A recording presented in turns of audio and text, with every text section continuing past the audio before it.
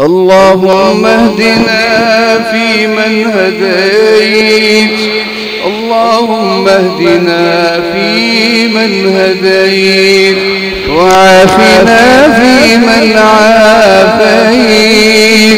وتولنا فيمن توليت، وبارك لنا فيما أعطيت، وقنا واصرف عنا شر ما قضيت،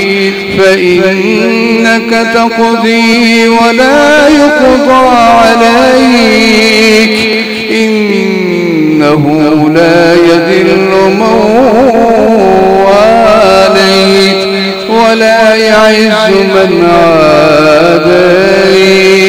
تباركت ربنا وتعاليت.